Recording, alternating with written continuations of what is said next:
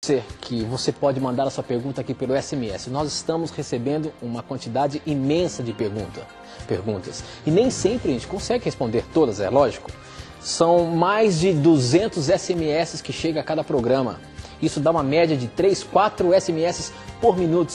4 perguntas por minuto. Mas eu quero te agradecer, porque aqui nós podemos encontrar questionamentos fantásticos, que durante a semana eles são respondidos no blog ou são postados alguma matéria no blog sobre esses assuntos. Então, não tenha preconceito, como eu sempre digo, pergunte o que você quiser sobre a palavra de Deus e você vai receber a resposta.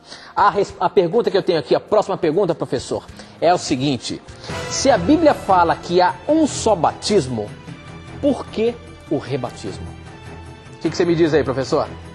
A Bíblia fala que existe só um batismo, mas nós sabemos aí que as igrejas também fazem rebatismos, mas como é que fica essa questão? Esse texto que o telespectador enviou, essa pergunta é com base em Efésios 4, verso 5. Efésios 4, 5? Isso. Vamos acompanhar, professor. Lá é dito o seguinte, Tito: há um só Senhor, uma só fé, um só batismo. O objetivo desse texto não é falar que existe só um batismo no sentido numérico. Por quê? Porque se fosse só um batismo no sentido numérico, então haveria só uma pessoa com fé no mundo e só haveria um Senhor, ou seja, o Senhor Jesus seria Senhor, o Pai não seria Senhor e nem o Espírito Santo. Aqui em Efésios 4:5, a questão, querido telespectador, é que há um só tipo de batismo.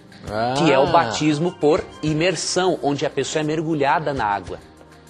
Esse é o batismo bíblico. A palavra batismo, do grego baptizo, ela significa mergulhar, afundar. Então, Paulo está dizendo, há um só tipo de batismo, há um Deus verdadeiro, há uma fé verdadeira. E nós percebemos na Bíblia, em Atos capítulo 19, do verso 1 até o 9, um exemplo de rebatismo. Algumas pessoas ali em Atos 19 nem sabiam o que era o Espírito Santo, quem era o Espírito Santo. E aí Paulo julgou necessário batizá-los novamente, porque eles não tinham pleno conhecimento da verdade. Então a Bíblia menciona um rebatismo, apesar de a Bíblia não mandar rebatizar e nem proibir o rebatismo. Mas por essa menção ao rebatismo na Bíblia, nós entendemos que se uma pessoa publicamente desfez o seu casamento espiritual com Cristo e trouxe vergonha para o nome de Cristo ou para a igreja, essa pessoa deve reassumir publicamente este casamento com Cristo por meio do rebatismo. Ok, professor. Tem uma outra pergunta aqui. Quem está mandando para a gente por e-mail é a Jeane Paulino, de Boqueirão, na Paraíba. E ela diz o seguinte: podemos dizer que Levíticos 19, 27 ordena o uso da barba? Neste capítulo não há uma repetição da lei de Deus com o acréscimo do item da barba? Qual é a posição bíblica sobre o uso da barba, professor? A gente percebe que vem as mais diversas perguntas e questionamentos. Mas o que a Bíblia diz para a gente sobre isso, professor? Existe realmente alguma coisa citando a barba? Como é que é esse negócio? Ou a Bíblia não faz menção, não faz da barba uma doutrina, o uso da barba, mesmo porque José, nós percebemos lá em Gênesis, José, antes de se apresentar ao faraó, Josué fez o quê? Ele se barbeou. E Deus não o condenou por isso. Mas, professor, existe alguma doutrina, existe alguma religião que fala sobre isso, sobre a obrigação da barba? Tem algumas seitas onde os homens não aparam a barba de forma alguma. É mesmo? Tem algumas seitas assim que interpretam mal a Bíblia e não tem nem a higiene apropriada com a barba. Isso que é o pior, não é? Mas essa questão aqui de Levítico 19, querida telespectadora, é o seguinte: Deus pediu, em Levítico 19, 27, não é? Para que o povo de Israel não cortasse o cabelo em redondo e nem danificasse as extremidades da barba. Por quê? Para que eles não ficassem parecidos com os egípcios que eram pagãos.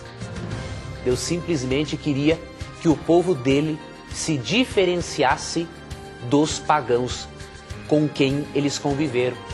Então, quanto menos lembranças o povo de Israel tivesse do Egito, onde ele via pessoas com o cabelo cortado em redondo e com as extremidades da barba danificadas, quanto menos contato eles tivessem, quanto menos lembranças eles tivessem desse tipo de pessoa, era melhor para eles. Porque o povo de Israel, Tito, era muito tentado pela idolatria, pela promiscuidade que aprendeu na terra do Egito. Então aqui é um outro contexto cultural, não é uma doutrina especificamente. Ok, professor, tem uma outra pergunta aqui, que foi mandada pelo SMS também, só que essa pergunta foi da semana passada e nós resgatamos ela aqui e eu quero colocar para você aí, professor. A pergunta é a seguinte: gostaria de saber se nós vamos ter o poder de julgar as nações quando voltarmos com Cristo em glória, e onde está escrito na Bíblia isso? Existe alguma coisa na Bíblia que fala que nós poderemos julgar as nações quando voltarmos com Cristo em glória? Existe um texto na Bíblia, Tito, que menciona que as pessoas que serão levadas para o céu com Jesus, certo? De acordo com o Apocalipse 20, elas vão permanecer 1000 anos no céu e fazendo o quê? 1 Coríntios capítulo 6, versos 2 e 3, mencionam o que essas pessoas vão fazer. Esse é o texto que o telespectador deve estar procurando. 1 Coríntios 6, versos 2 e 3. Diz o seguinte: ou não sabeis que os santos hão de julgar o mundo? Ora, se o mundo deverá ser julgado por vós, sois acaso indignos de julgar as coisas mínimas? Não sabeis que haveremos de julgar os próprios anjos? Quanto mais as coisas desta vida. Paulo aqui está advertindo aos coríntios que não conseguiam tomar decisões em relação a casos pequenos.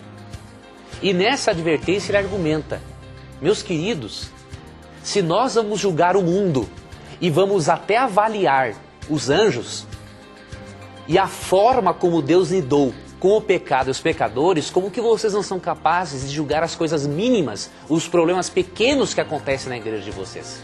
Então, 1 Coríntios, capítulo 6, versos 2 e 3, mencionam realmente que nós tomaremos parte no juízo. Em que sentido? Deus quer prestar contas para nós. Deus é um Deus que não tem nada a temer. E quem não deve, não teme. Então o propósito de Deus com esse julgamento é prestar contas aos filhos dele e mostrar que ele lidou corretamente com o pecado e com os pecadores. Ok, professor. Mais uma vez eu queria agradecer o carinho da sua audiência e muito obrigado por você estar aí acompanhando o programa Na Mira da Verdade. Mais uma pergunta, professor. A questão é a seguinte: matar em legítima defesa é pecado? Se for, a omissão em não defender também não seria pecado? Professor, o nosso tempo acabou. Essa pergunta nós vamos deixar para a semana que vem e os nossos telespectadores já vão estar acompanhando aí no Twitter o que vai acontecer aqui no programa que vem, tá bom, professor? Vai ser uma satisfação. Um forte abraço aí. E eu quero ouvir a frase, professor. Deus abençoe, Tito, a você. Deus abençoe a todos vocês, queridos telespectadores e ouvintes. E lembre-se que se você tiver a coragem de perguntar, a Bíblia, ela unicamente, ela tem a coragem de responder. Um forte abraço. Que bom saber que a palavra de Deus responde todas as nossas dúvidas. E saiba, sempre a sua pergunta, a sua questão, a sua dúvida bíblica vai estar na mira da verdade. Até o nosso próximo programa. Tchau, tchau.